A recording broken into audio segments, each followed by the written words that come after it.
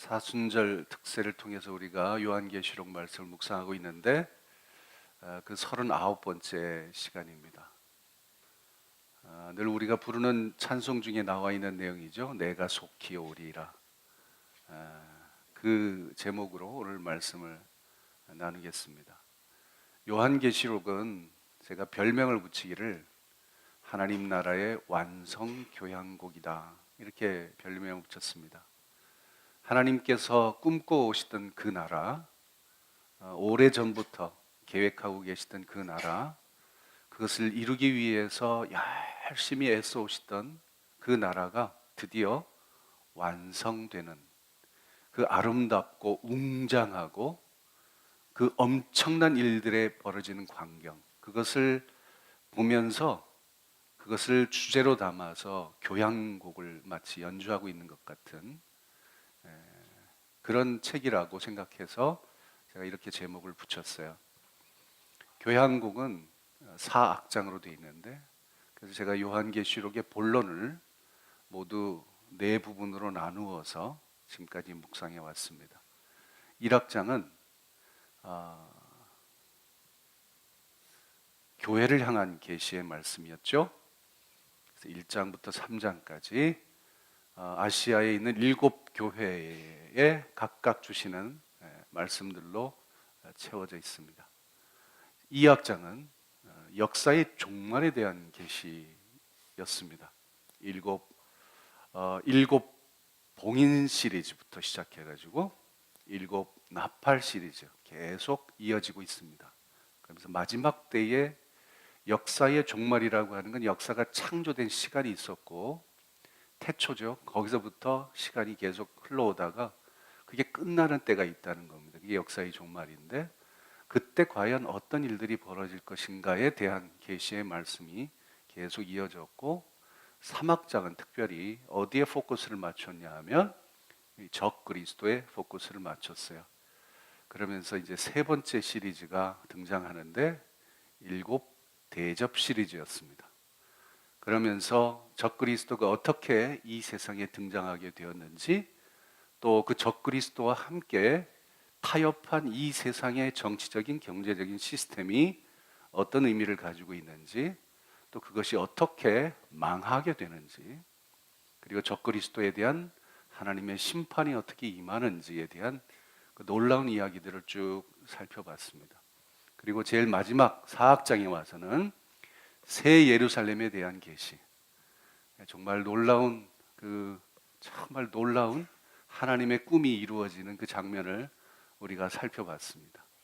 할렐루야 합창부터 시작해가지고 그 마지막 때에 있는 그 아마겟돈 전쟁이라든가, 또는 죽은 자의 심판이라든가, 그러면서 새 하늘과 새 땅이 창조되고 거기에 새 예루살렘이 내려오는, 근데 새 예루살렘이 정육면체였다는 것도 알게 되고요. 그것이 가지고 있는 의미도 알게 되었어요. 그리고 어제는 우리가 그 새 예루살렘이 과연 그 속에 어떤 일들이 벌어지고 있는지를 보면서, 이게 태초에 하나님이 창조하셨을 때의 그 질서가 그동안 인간의 타락으로 말미암아 다 망가졌었는데, 그것이 어떻게 완전히 회복되었는가. 그래서 인간이 가지고 있는 3가지 관계로 제가 창조의 질서를 설명하면서 그것이 어떻게 이 새 예루살렘에 완전히 회복된 모습으로 나타나는가, 이걸 이제 우리가 쭉 살펴봤죠. 벌써 옛날 얘기 같아요? 어제 얘기, 어제.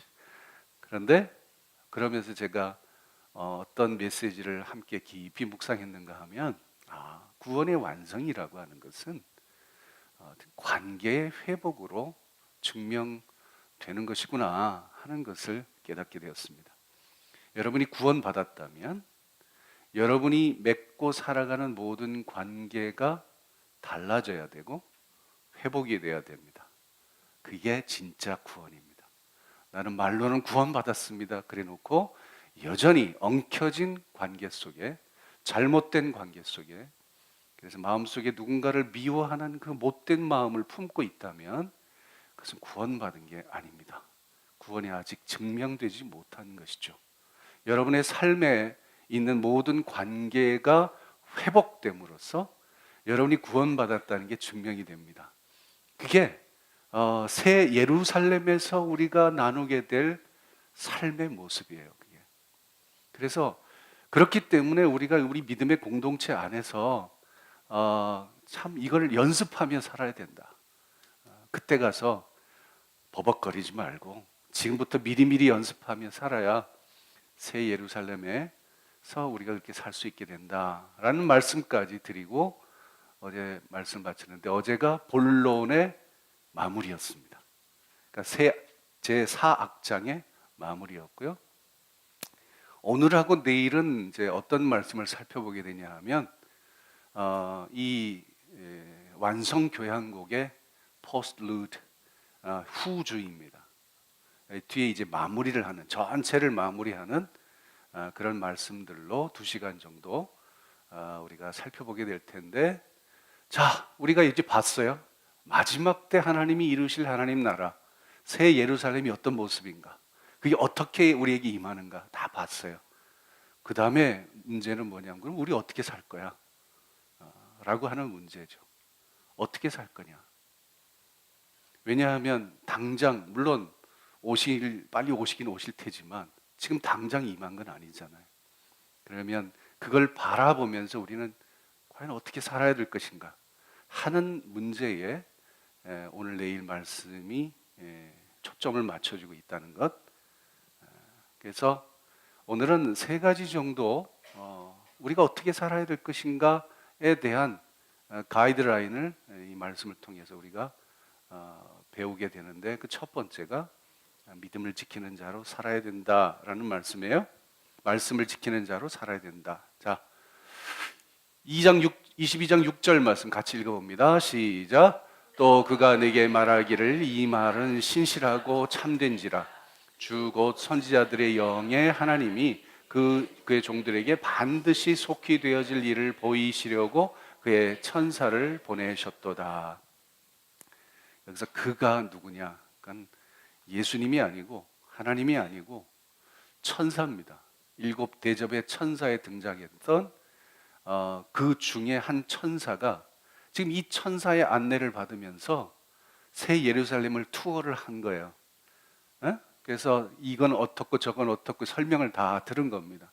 그런데 이제 새 예루살렘의 그 아름답던 광경이, 환상이 사라집니다. 이제 그 빛나던 그 놀라운 모습들이 눈에서 사라지고, 거기서 울려나던 그 천군 천사들, 또 구원받은 백성들이 하나님께 부르던 찬양의 그 아름답고 웅장한 소리도 사라집니다. 그리고 이제 일상으로 돌아온 거예요. 일상으로 돌아왔을 때 그때 여전히 천사가 남아 있어서 그 다음에 이제 마무리를 해주는 말씀을 해주고 있는 겁니다. 그러면서 이 지금 네가 보고 듣고 한 이 모든 것들, 이 말들은 다 신실하고 참된 것이다. 이것은 하나님께서 속히 앞으로 되어질 일들을 보이시려고 그의 천사를 보내셔서 알게 해주신 것이다. 그러니까 이거 잘 기록하고 잘 지켜야 된다. 이제 그런 말씀을 하려고 하는 거죠. 근데 요 대목이, 요 구절의 대목이 어디에 등장하냐 하면 요한계시록 1장 1절 말씀에 등장하는 말이에요. 1장 1절을 보면 이렇게 돼 있어요. 예수 그리스도의 계시라 이는 하나님이 그에게 주사 반드시 속히 일어날 일들을 그 종들에게 보이시려 그의 천사를 그 종 요한에게 보내어 알게 하신 것이다. 바로 조금 전에 그 장면에서 천사를 통해서 들은 그 말을 요한이 자기 말로 풀어서 이렇게 제일 앞에다가 이렇게 기록하고 있는 거예요. 그러니까 이미 다 사도 요한은 이미 다 본 겁니다. 다 하고 그 마무리된 말을 마음에 담았다가 시작하는 말로 쓰고 있는 것을 우리가 볼 수 있게 되죠. 요한계시록은 우리가 알아야 될 것은 사도 요한이 어떤 상상력을 동원해서 만든 픽션이 아니라는 겁니다. 소설이 아니에요. 많은 사람들이 그렇게 생각해요. 나도 얼마든지 그 정도는 쓸 수 있겠다. 그래서 쓴 것들이 내가 본 천국 시리즈 아닙니까? 여러분, 그런 거 아니에요. 이거는 사도 요한이라는 사람이 개인적으로 무슨 뭐 어떤 영적인 어떤 깊은 거기에 들어가 가지고 조금 보긴 했는데, 거기다가 이것저것 다 가미하고 상상력을 동원해 가지고 막 부풀려서 이렇게 써놓은 이야기가 아닙니다. 하나님께서 보여주신 것만 봤고 하나님이 말하라 그런 것만 말하는 거예요. 그래서 이것은 하나님의 말씀이지 사도 요한의 작품이 아니에요. 그래서 좀 뭐라 그럴까요? 좀 이야기들이 이렇게 매끄럽게 이렇게 잘 진행되지는 않죠. 했던 것도 또 반복하고.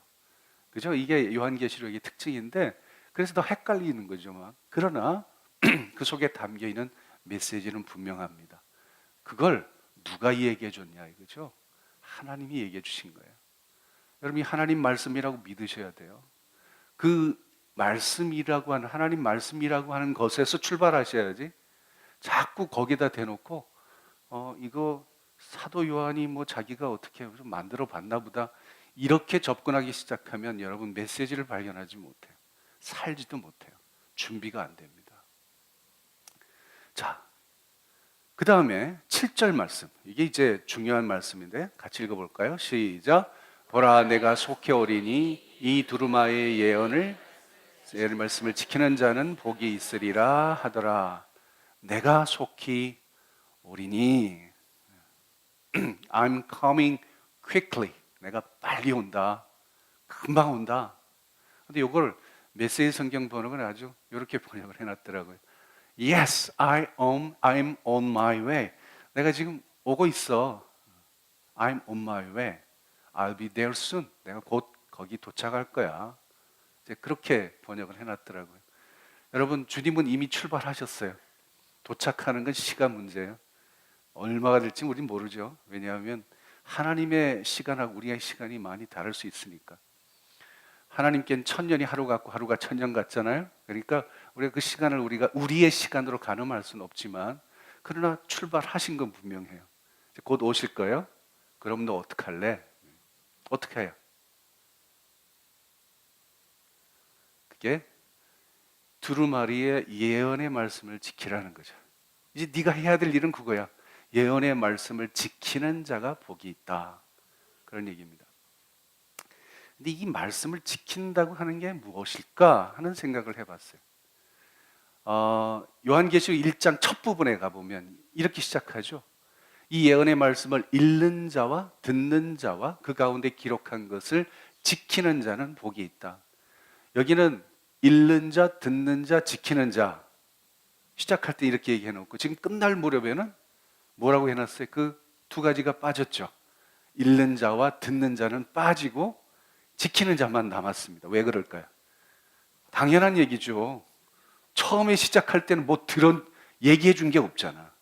그죠? 앞으로 이제 너희들이 읽게 될 거고, 앞으로 듣게 될 거고, 그거 이제 지켜야 될 거야. 이렇게 얘기하는 건데, 이제 끝이 됐으니까 다 얘기한 거예요, 이제. 다 읽었어요, 여러분? 다 들었어요? 이제는 여러분에게 뭐가 남았어요? 지키는 일만 남은 거예요. 근데 이거 우리가 요한계시록을 사순절 특세를 통해서 묵상한 사람들은 이 말씀이 굉장히 묵직한 느낌으로 다가옵니다. 차라리 여러분 안 들었으면 핑계거리가 있을 텐데, 우리가 요한계시록을 배우지 않았더라면 나중에 몰랐다고 할 수도 있을 텐데, 이제는 그럴 수가 없잖아요. 그죠? 이게 말씀을 배운 사람들이 가지고 있는 책임입니다. 여러분, 말씀을 왜 배워요?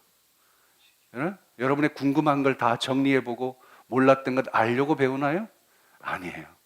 말씀대로 살려고 배우는 겁니다. 이 얘기입니다, 여러분. 이 예언의 말씀을 여러분이 이제 배우셨고 읽으셨고 아셨으니 이제부터 여러분 할 일은 그거대로 사는 거예요. 지키는 거예요. 여기에 진짜 복이 있다는 거죠. 근데 지키는 자가 받는 복. 근데 이 예언의 말씀, 이 요한계시록을 많은 사람들이 어떤 자기가 가지고 있는 마지막 때의 일에 대한 어떤 호기심, 그걸 푸는 비밀이라도 되는 듯이 열심히 들여다보는 사람들이 있어요. 그래서 두 번째 육지에서 올라온 두 번째 짐승인 그 666이 과연 누구인지, 언제 이게 등장하는지, 또는 마지막 전쟁이라고 하는 이 아마겟돈 전쟁이 언제, 어디서, 또 어떻게 이 세계 대전이 벌어질 것인지, 뭐 이런 걸 추측하고 그걸 찾느라고 애를 쓰면서 성경을 뒤적거리는 사람들이 있어요. 전혀 잘못된 겁니다. 그 사람들은 아직도 이 요한계시록을 예언의 말씀이라고 생각하지 않는 거예요. 예언의 말씀이 뭡니까? 하나님의 마음을 하나님의 말씀을 받아서 대신 전해주는 말씀이 예언의 말씀이잖아요. 왜 이 말씀을 하나님이 우리에게 듣게 하시는데 그걸 깨닫지 못하는 거예요. 그걸 알지 못하니까 살지 못하는 거죠. 여러분들이 이제 요한계시록을 우리가 지금까지 살펴본 대로 우리가 과연 이 말씀을 통해서 어떤 교훈을 얻어야 되고 우리가 평생 붙들고 살아야 될 말씀이 무언가, 그거 배운 거예요. 앞으로도 여러분 요한계시록을 통해서 지켜야 할 말씀이 무엇인가를 발견하셔야 되고 그 말씀을 지키는 일을 하셔야 됩니다. 그게 요한계시록을 배운 사람들의 책임이에요. 지금까지 배우지 않았기 때문에 살지 않았다고 핑계댈 수 있을지 몰라도 이제부터는 그 핑계가 통하지 않습니다. 여러분 배우셨기 때문에, 아셨기 때문에 이제 사시는 일만 남은 거예요. 근데 말씀을 지키는 자가 복이 있다고 그랬는데 그 복이 도대체 뭐냐? 복 있다 그러면 되게 좋아하죠, 사람들은. 요한계시록에도 복이 있다는 말씀이 참 많이 나와요. 주 안에서 죽는 자가 복이 있나니. 그렇죠? 복이 있다는 말씀이 참 많이 나와요. 오늘 우리 본문 속에도 몇 번 나옵니다. 그 중에 하나가 말씀을 지키는 자가 복이 있다는 이 말씀인데, 여러분 말씀을 지키는 자가 받는 복이 뭔가요? 천국에 가면 아주 큰 맨션에서 살게 되는 복이 있나요? 무슨 복이 있다는 거예요? 이미 예수님께서 산상수훈의 결론 부분에 이 말씀 다 하셨어요. 읽어볼까요? 이 부분은 시작. 그러므로 누구든지 나의 이 말을 듣고 행하는 자는 그 집을 반석 위에 지은 지혜로운 사람 같으리니 비가 내리고 창수가 나고 바람이 불어 그 집에 부딪히되 무너지지 아니하나니 이는 주추를 반석 위에 놓은 까닭이요. 이 말을 듣고 행하는 사람. 여러분 하나님 말씀을 들었죠? 근데 그 말씀을 그대로 행하는 사람, 이게 지혜로운 사람인데 그 지혜로운 사람이 받는 복이 뭐예요? 집이 무너지지 않는데요. 집은 물론 눈에 보이는 그런 집을 이야기하는 건 아니겠죠. 여러분의 인생을 통해서 쌓아놓은 여러분의 노력이나 애씀을 다 이 속에 포함하고 있다고 생각합니다. 그런데 그게 무너지지 않는데요. 언제? 비가 내리고 창수가 나고 바람이 불 때. 이거는 우리가 인생 살면서 당하는 어떤 어려운 순간 그 얘기를 하는 게 아닙니다. 이건 어떤 상황에서 이 말씀을 풀어야 되냐 하면 이게 여러분 마지막 상황을 두고 이야기하는 거예요. 마지막 심판 앞에 섰을 때 우리의 인생을 다 계산을 하게 될 텐데 그때 무너지지 않는다는 얘기예요. 그때 하나님이 인정해 주신다는 얘기예요. 네? 그게 복입니다. 말씀을 듣고 행하는 사람이 받는 복이에요. 그러나 그 반대로 말씀을 듣고도 행하지 않는 사람, 여러분 제 이야기를 잘 들어보세요. 말씀을 듣지 않고 행하지 않는 사람이 아닙니다. 무슨 말씀인지 아시겠죠? 이거는 예수 믿지 않는 사람들 얘기 아닙니다. 그 사람들은 얘기할 것도 없어요. 어린 양 생명책에 이름이 기록되지 않은 사람들은 볼 것도 없습니다. 그거는 그냥 갈 곳이 뻔한 거예요. 그런데 지금 여기서 이야기하는 건 뭐냐면 말씀을 들었다 이 말이에요. 말씀을 듣는다는 얘기는 뭡니까? 적어도 교회 다녔다는 얘기 아니에요. 신앙생활을 했다는 얘기 아니에요. 그런데 문제는 말씀을 들었는데 그대로 살지 못했다는 얘기예요. 아는데 아는 대로 행함이 없었다는 얘기예요. 분명히 배웠는데 배운 대로 실천을 하지 않았다는 얘기예요. 이런 사람들은 어떻게 되느냐? 똑같은 상황일 때 무너져 버린다는 거예요. 여러분, 집이 무너져 버립니다. 여러분, 평생에 해왔던 일이 다 물거품이 되고 맙니다. 헛수고가 되고 맙니다. 여러분, 교회나 다니지 말지, 신앙생활 하지나 말지. 그런 사람들이 둘째 사망의 불못에 재앙을 받고 심판을 받게 된다면 억울하지는 않을 거예요. 적어도 응? 안 했으니까. 그런데 신앙생활 했어요. 교회 다녔어요. 나름대로 교회 봉사도 했어요. 그런데 내가 들은 말씀 그대로 살지는 못했어요. 아는 대로 살지 못했어요. 그러다가 만일 그것 때문에 하나님이 나를 불못에 던져 넣으신다면 그 얼마나 억울하냐 이 말이에요. 차라리 하지나 말지. 지금 그 얘기입니다. 예수 믿지 않는 사람들 얘기가 아니에요. 그러니까 정말 지혜라고 하는 건 어떻게 증명이 되느냐? 여러분, 지혜로운 인생은 들음이 아니라 행함으로 판가름 난다는 걸 여러분 꼭 기억하셔야 돼요. 예? 여러분이 얼마나 성경에 대한 지식이 많으니, 얼마나 성경을 많이 읽고 많이 배우고 잘 알고 있는지, 이걸로 여러분의 지혜로운 인생, 성공적인 인생이 판가름 나는 게 아닙니다. 하나를 들었으면 그 하나대로 살아가는 거죠. 예? 듣는 즉시 사는 거지 나중으로 미루지 말고, 그걸 통해서 지혜롭냐 그렇지 않느냐가 판가름 나는 거예요. 틀림없는 사실이에요. 그런데 이렇게 설렁설렁 대충 살다가 마지막 때 하나님 앞에 섰을 때 만일 내 갈 곳이 새 예루살렘이 아니라는 걸 알게 된다면 그 얼마나 억울한 일이겠냐 이 말이에요. 자꾸 얘기하는 얘기지만 주님의 재림을 기다리던 열 처녀의 비유 잘 알고 계시지 않습니까? 그들이 주님의 재림을 기다리지 않은 게 아니잖아요. 기다렸죠. 기다렸는데 준비가 안 됐죠. 그래서 준비가 안 된 다섯 처녀는 결국 혼인잔치 들어가지 못하지 않았습니까? 얼마나 억울한 일이에요 그게. 우리 인생에 그런 일이 벌어지지 말아야 될 텐데 그럼 어떻게 해야 돼요? 말씀을 지켜야죠. 이제 알았으면 안대로 살아가야죠. 들었으면 그 말씀이 내 삶으로 육화가 돼야죠. 성육신 돼야죠. 그래서 여러분 얼마나 많이 아느냐가 중요한 게 아니에요. 들은 대로 어떻게 사느냐, 얼마만큼 사느냐, 이게 우리의 마지막 최종 목적지가 달라지는 것이 여기 달려 있다는 거예요. 자, 그러면 내가 속히 오리라 말씀하실 때 우리는 뭘 기억하셔야 돼요?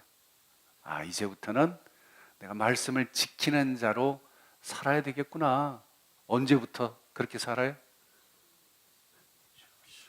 지금부터 살아야 돼요. 지금부터 말씀 듣는 순간부터 살아야 돼요. 언제까지 그렇게 살아야 돼요? 주님 오실 때까지 그렇게 사는 거예요. 그럼 뭘 물어봐? 그거는 다 알고 있어야지. 그러니까 여러분 이게 몰라서 그렇게 못 사는 게 아니라니까요. 이게. 안 해서 못 사는 거죠. 그 이유는 많이 있어요. 나름대로 이유는 다 있어요. 또 타당합니다. 건강에 문제도 있고 너무 바쁘기도 하고 또 뭐 이것저것 할 일도 많고 그러니 거기 신경 못 쓰는 거 다 이유는 다 되고 또 그 이유가 또 그럴듯해요. 그러나 그것이 excuse가 되진 않습니다. 변명이 되진 않아요. 마지막에 그것 때문에 정상 참작이 될까요? 여러분 잘 생각하셔야 돼요. 그러니 여러분 뭐 멀리 생각할 것도 없고 복잡하게 생각할 것도 없고 내가 오늘 말씀을 들었죠? 그럼 오늘부터 사는 거예요. 언제까지 살아요? 주님 올 때까지 이렇게 사는 거예요. 그게 말씀을 지키는 자, 지혜로운 자가 되는 것입니다. 두 번째는 주님이 주실 상이 있다는 거죠. 자, 10절 말씀인데 같이 읽어볼까요? 시작. 또 내게 말하되 이 두루마리의 예언의 말씀을 임봉하지 말라. 때가 가까우니라. 말씀을 임봉하지 말래요. 말씀을 임봉한다는 얘기는 오랫동안 보관을 해야 되기 때문에 임봉을 하는 겁니다. 임봉하지 말란 얘기는 이게 이미 다 시작이 된 거예요. 그거 뭐 이렇게 뭐 임봉하고 자시고 할 게 없다 그 얘기죠. 이제 때가 가깝다 그런 얘기죠. 요 이야기는 다니엘서를 읽어보면 되게 그 반대적인 상황이 나와요. 다니엘서를 보게 되면 이 두루마리를 임봉하라, 아직 때가 안 됐다, 그런 장면이 나와요. 그 반대입니다. 이제는 오픈된 거예요. 요한계시록은 이미 다 공개가 된 거예요. 공개적으로 다 말씀되어진 거예요. 이젠 그게 이루어지는 일만 남은 거죠. 때가 가까운 거예요. 이 부분을 메시지 성경은 이렇게 해놨더라고요. Don't put it away on the shelf, 이렇게 번역을 해놨는데 이게 아주 재밌는 번역이에요. 그러니까 책장에 책꽂이에다가 그걸 꽂아놓고 그러고 있지 말라는 얘기예요. 하나님의 말씀은 이렇게 책장에다가 장식에 두는 말씀이 아니에요. 그 말씀은 펴서 읽고 읽는 대로 살아갈 말씀이지 책장에다 장식용으로 꽂아두는 책이 아니에요. 그동안 지금까지 요한계시록은 여러분의 인생에 있어서 책장에 꽂아두는 책이었습니다. 여러분과 상관없는 책이었어요. 별로 읽고 싶지도 않고 또 읽기에는 너무 두려운 책이기도 하고, 그래서 그동안은 저 멀리 구석에 먼지 잔뜩 쌓인 상태로 있던 책이 요한계시록이었습니다. 이제는 그렇게 하면 안 돼요. 배우셨기 때문에 이제는 펼쳐 읽고 읽는 대로 살아가셔야 합니다. 때가 가까웠습니다. 근데 여러분, 이 요한계시록뿐만이 아니라 하나님의 말씀을 그렇게 책꽂이에다만 장식해 두시는 분들 얼마나 많아요. 여러분, 그러시면 안 돼요. 그 장식이 되어 있는 책이 나를 보호해 주는 거 아니에요. 그래서 차를 타고 다니시는 분들 보면은, 우리 교회 다니시는 분들이 차에다가 성경책 꼭 가지고 다니시는 분들 계시죠. 뒤에다가 근데 한 번도 안 들춰보는 거, 먼지가 잔뜩 쌓여 있어요. 그게 여러분을 지켜줍니까? 그 책이 있으면 여러분 차가 안전할 것 같아요? 여러분 착각하지 마세요. 그게 여러분과 상관이 없는 책이에요. 그거 여러분의 것이 안 되면. 네? 자, 이게 중요한 게 아니고 그 다음 말씀이 중요해요. 한번 보세요. 이게 아주 의미심장해요. 같이 읽어볼까요? 시작.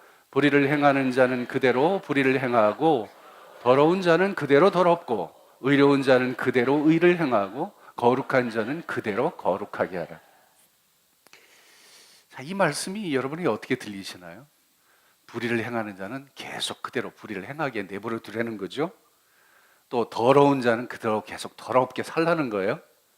그러나 의로운 자는 지금까지 해온 대로 그대로 의를 행하며 살고, 그리고 거룩한 자는 그대로 거룩하게 살면 된다. 이제 이런 얘기입니다. 어떻게 보면 그래도 목사님, 아무리 그 말을 안 듣고 아무리 그렇게 권면해도 바뀌지 않는 사람이긴 하지만 그 왼수가 내 남편 아닙니까? 그래도 끝까지 포기하지 말고 얘기해야죠. 물론 그러셔야 됩니다. 그런데 이 말씀은요, 지금 코앞에 주님이 재림이 닥쳤다는 상황을 전제하고 있는 거예요. 마지막 순간이 되면 여러분 어쩔 수가 없어요.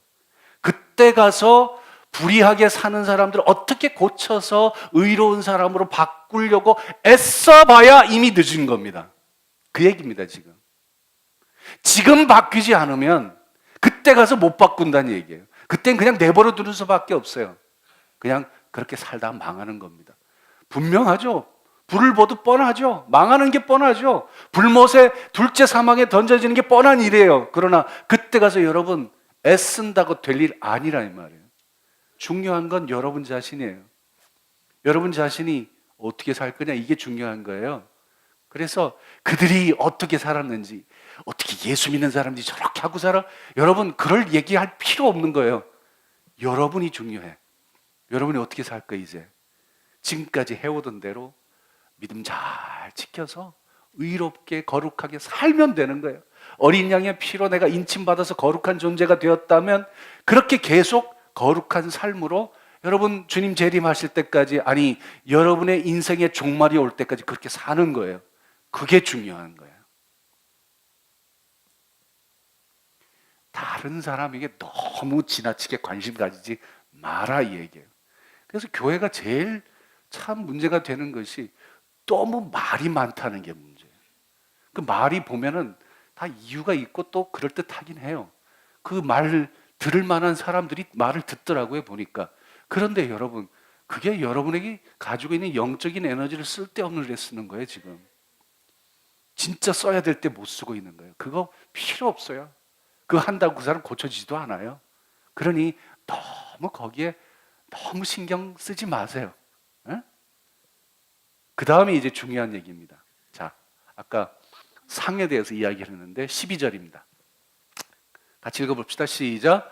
보라, 내가 속히 오리니 내가 줄 상이 내게 있어 각 사람에게 그가 행한 대로 갚아주리라. 상이 있대요. 이 상이 있다는 말에 귀가 번쩍 뜨이는 사람들이 많죠. 여러분, 왜 상을 사람들이 좋아할까요? 상 받는 걸 왜 사람들이 좋아할 것 같아요? 그 진짜 그 심리가 뭔지 아십니까? 예? 왜 상을 좋아하냐 하면 내가 그 상을 받으면 다른 사람들이 상을 받지 못하기 때문에 좋은 거예요, 그게. 이게 솔직한 얘기입니다, 이거. 그래서 상 받으려고 애쓰는 거예요. 근데 이게 신앙생활에 적용이 돼서 천국에 가면 상이 있다는 거예요. 그러니까 눈이 번쩍 뜨여요. 왜? 내가 그 상을 받으면 다른 사람은 못 받으니까. 뭔가 차이가 생기잖아, 이게. 내 뽀대가 나잖아요. 뽀대라는 말 써도 되나 모르겠다. 뭔가 좀 폼이 나잖아, 이게. 그래서 나온 게 내가 본 천국의 단골 메뉴로 등장하는 거예요. 뭐죠? 천국이 다 똑같은 천국이 아니라 이 얘기입니다. 가서 보면 사는 집이 다 다르대요. 어떤 사람은 궁궐 같은 집에 살고 있고 어떤 사람은 초가집에서 다 쓰러지는 집에 살고 있대요. 그 이유가 뭐냐 알아봤더니 이 세상에서 살면서 얼마나 열심히 신앙생활을 했는지, 얼마나 하나님 나라에 공헌을 많이 했는지에 따라서 그렇게 차이가 생긴다는 거예요. 그것도 좋다고 아멘하는 사람도 있죠. 또 이런 사람 불러다가 이런 간증 집회하면은 막 헌금이 막 쏟아져 나와. 왜? 나도 좋은 집에 한번 살아봐야 되니까. 여러분, 그게 상인가요? 하나님이 주시는 상이 그런 거예요? 그런 식으로 물질로 자꾸 바꿔버려요. 세상에 욕심이 그대로 가 있는 거지, 천국에. 그게 뭐가 달라요? 이 세상에서 좋은 집에 살려는 욕심 부리는 거나 천국 가서 좋은 집에 살겠다고 하는 거나 뭐가 다르냐고. 똑같이 그게. 그걸 신앙의 이름이라는 걸로 포장을 해가지고 아주 그럴듯하게 만들어서 사람들의 욕심을 부추기는 것이 그게 옳은 일이냐고요, 그게. 이게 잘못된 함정에 빠지는. 그런데 그런 사람들이 근거로 삼는 말씀이 바로 이 말씀이에요. 보십시오. 여기 내가 줄 상이 내게 있다. 각 사람이 그가 행한 대로 다 갚아준다고 하지 않았습니까? 그러니까 좀 열심히 신앙생활하는 사람은 거긴 조금 더 큰 많은 대접을 받고 남들 못 받는 상을 내가 좀 받기도 하고 그래야 되는 건 맞지 않아요? 이렇게 얘기하죠. 이게 틀려요. 잘못된 생각이에요. 왜 그런지 아세요? 이 바로 앞에 있는 말씀을 여러분 기억하셔야 돼요. 바로 앞에 무슨 말씀이 있었어요? 조금 전에 뭐라고 얘기했어요? 또 보여드려야 알지? 보여드려야 알죠? 이런 겁니다. 불의를 행한 자는 그대로 불의를 행하고 의로운 자는 그대로 의를 행하라. 이 말씀이 앞에 있다는 걸 기억해 보세요. 그러면 지금 그 사람들이 한 일대로 그대로 갚아주겠다. 이게 무슨 얘기예요, 그러면? 이건 천국에서 좋은 집, 초가집 사는 이 얘기를 하는 게 아닙니다. 마지막 심판에 대한 이야기입니다.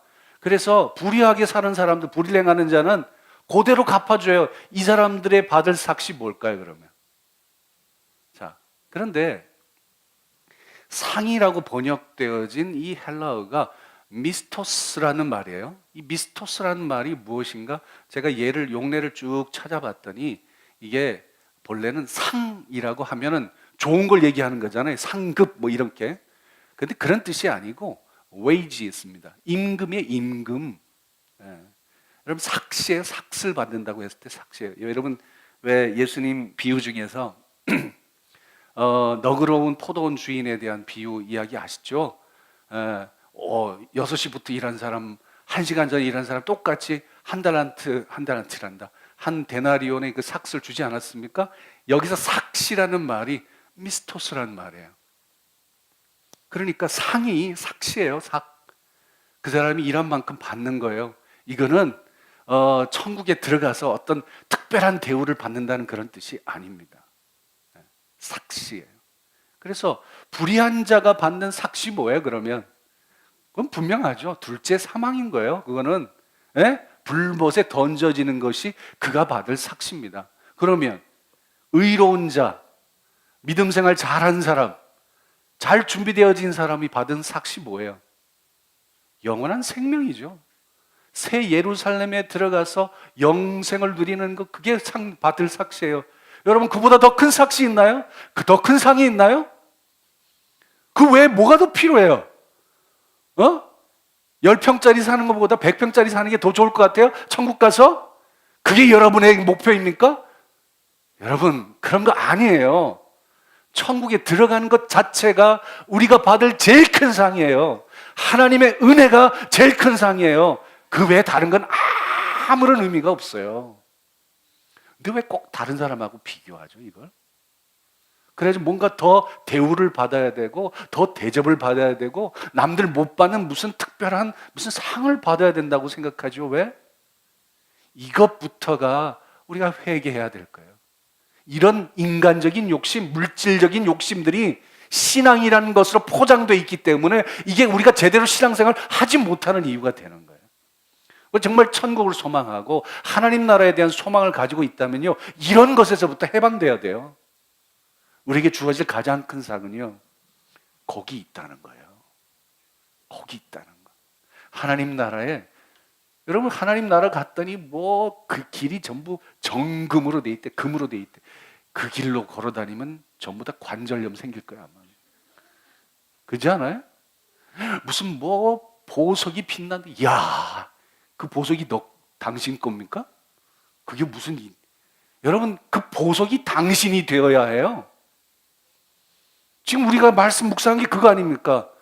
그걸 내 거라고, 내 소유라고, 이 욕심을 갖다가 하나님 나라에 투영해가지고 그거 소망하고, 여기서 내가 못 살았지만 거기 가면 나 잘 먹고 잘 살 거야, 이것 가지고 천국 가는 걸 생각하는 사람이 많이 있어요. 그런 거 아니에요. 하나님 나라에 빛나는 보석이 당신이라고요, 당신이. 네? 거기 있다는 것 자체가 우리가 받을 가장 큰 상인 거예요. 그 외에 뭐가 필요해요, 여러분? 영원한 불못에 던져지는 사람이 있는데, 자, 내가 속히 오리라. 그럼 어떻게 해야 돼요, 우리? 여러분, 지금까지 해오던 대로 하시면 돼요. 계속 하시면 돼요. 불의한 일을 행하시던 분은 계속 불의한 일을 행하십시오. 그러다가 망하십시오. 그러나 의롭게 살아오시던 분, 어린 양 뒤를 쫓아서 살아오던 분은 여러분 그대로 사시면 돼요.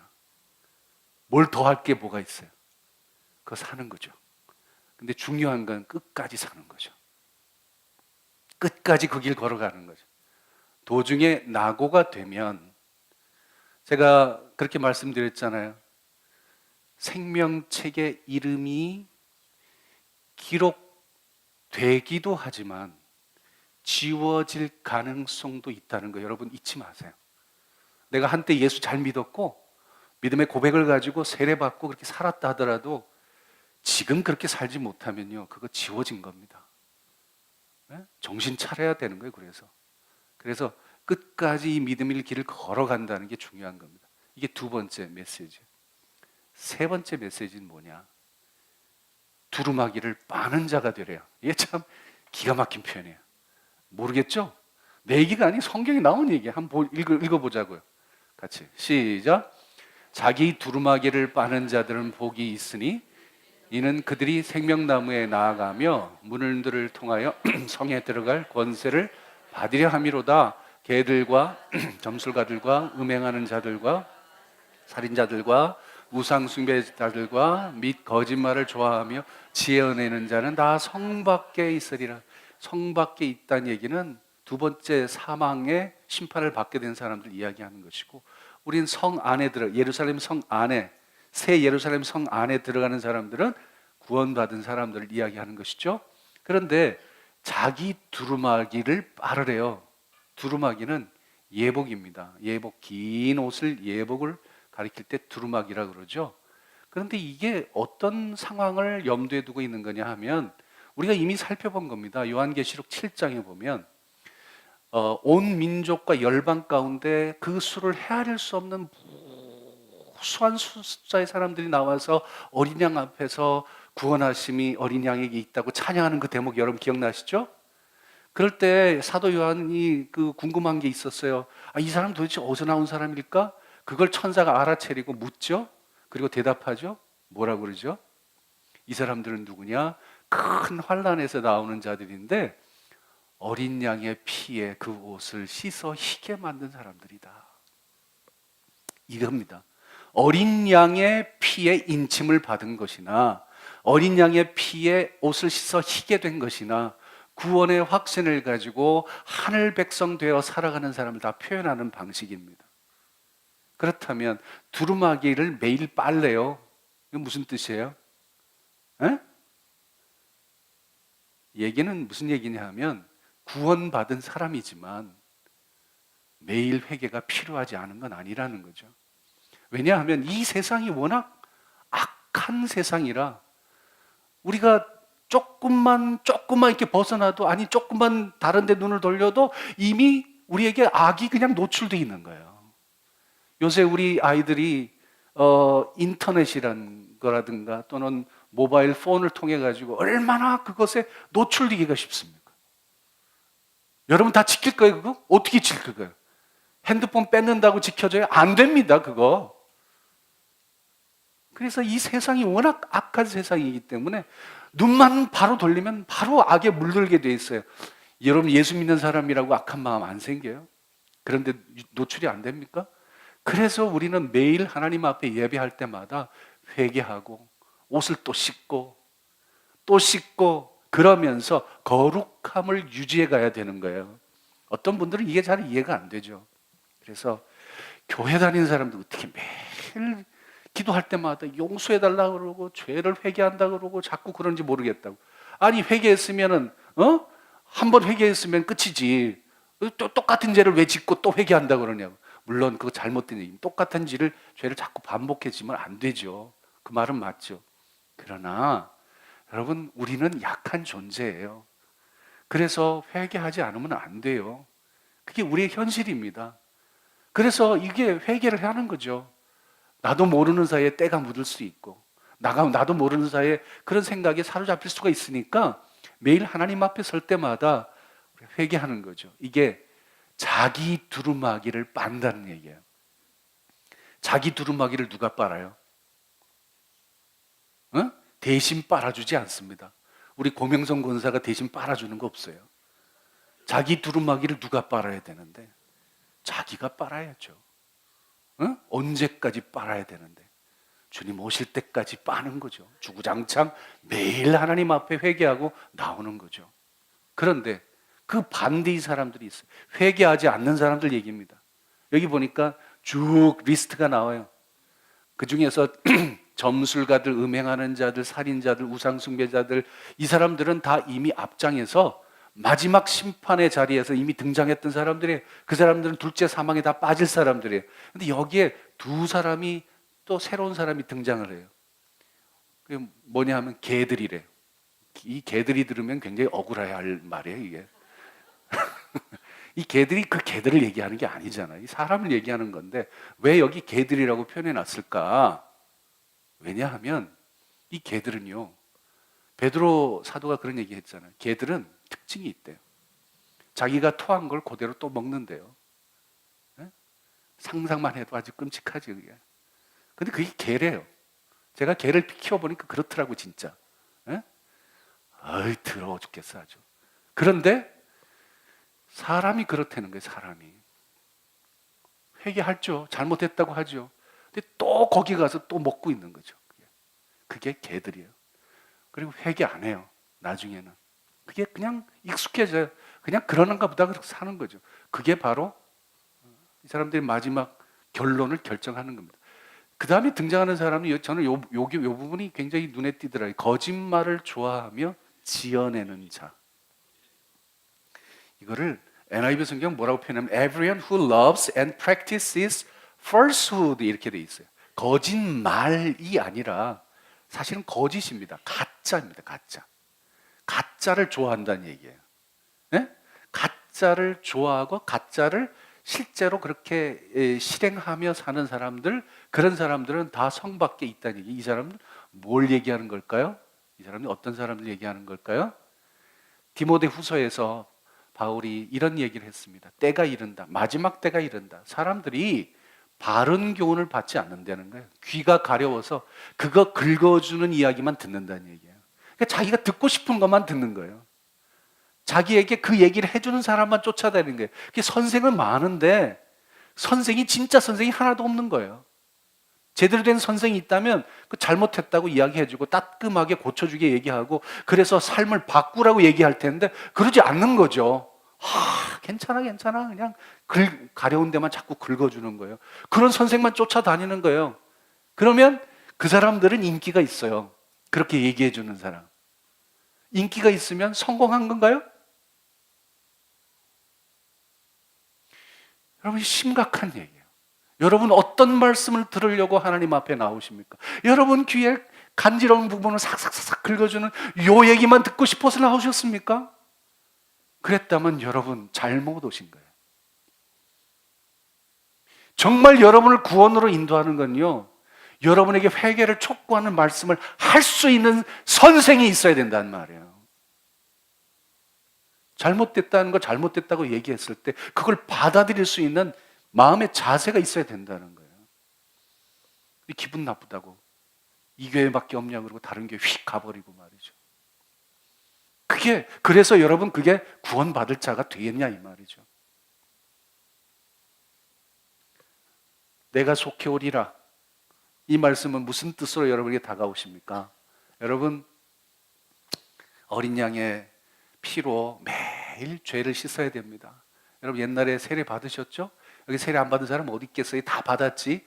그럼 구원 받았잖아요. 어린 양의 생명책에 이름이 기록됐잖아요. 그게 끝입니까? 그게 끝이 아니란 말이에요. 왜 지금 고치지를 못해요? 왜 지금? 내가 완벽하게 살고 있는 게 아닌데 왜 하나님 앞에 나와서 바꾸지 않아요? 그거 회개하지 않아요? 왜? 회개해야지. 매일 그렇게 죄를 씻으며 살아가는 거예요. 그래서 마지막 때에 씻어진 상태로 만나기를 기대하는 거죠, 주님을. 응? 주님 언제 오실지 모르니까 생각날 때마다 회개하는 거죠. 네? 예배할 때마다 회개하는 거죠. 이게 자기 두루마기를 빠는 거예요. 이게. 자, 오늘 말씀을 좀 마무리할게요. 제가 오늘 1시간 일찍 끝내려고 그랬더니 잘 안 되네 그게. 네. 하나님께서 우리의 구원의 완성을 위해서 중요한 일들을 이미 다 이루어 놓으셨어요. 다 행해 놓으셨어요. 새 예루살렘 이미 준비되어 있습니다. 여러분 다 준비되어 있는 거예요? 지금 오고 있는 중이에요. 네. 저는 이 새 예루살렘 하면 이 정육각형 이 모양이 딱 이미지가 들어와 있어가지고 야 그게 저기 지금 오고 있구나. 네, 이렇게 생각을 해요. 물론 그런 뜻은 아니겠지만 문자적으로 여하튼 하나님이 다 이루어 놓으셨어요. 이제는 여기 도착하는 건 시간 문제. 그럼 어떻게 살아야 되죠 우리는? 여러분 이제 우리는 어떻게 살아야 될까요? 네? 어떻게 살아야 될까요? 네. 어떤 일이 있더라도 세 가지 오늘 말씀드렸죠? 말씀을 지키는 자. 두 번째는 뭐예요? 세 번째는 뭐예요? 네. 그렇게 살아가시면 돼요. 근데 이걸 한마디로 얘기하자면 여러분 뛰는 놈 위에 나는 놈이 있고 나는 놈 위에 붙어가는 놈이 있대잖아요. 우리는 붙어가는 존재가 되면 됩니다. 어린 양 늘 붙어서 살아가는 거예요. 어린 양이 가자는 대로 가면 되는 거예요. 어린 양이 하라면 하면 되는 거예요. 순종하면 돼요. 그러면 어린 양이 주인공으로 등장할 그때 나도 주인공이 되는 거죠. 그게 우리의 신앙생활이다. 응?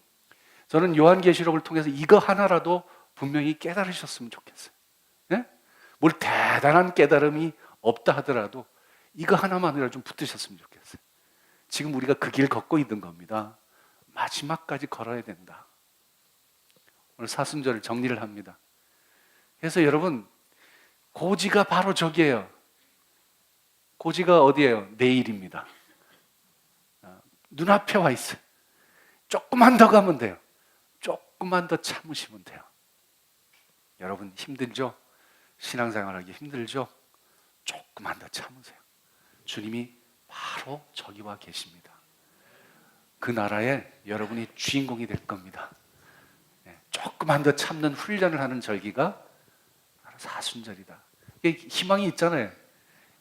카운트 다운 하면서 하나, 둘, 셋 하다가 지금 39까지 왔고 내일이면 40이 되고 야, 그럼 끝이구나. 이런 것이 우리에게 있단 말이에요. 주님이 재림하실 때가 있다는 거죠. 그 훈련을 하는 절기가 사순절이다. 저는 그렇게 생각을 합니다. 아무튼 이 훈련의 기간을 저와 함께 잘 달려온 여러분 미리 축하드리고 끝까지 우리의 믿음의 길도 그렇게 달려갈 수 있게 되기를 간절히 소망합니다.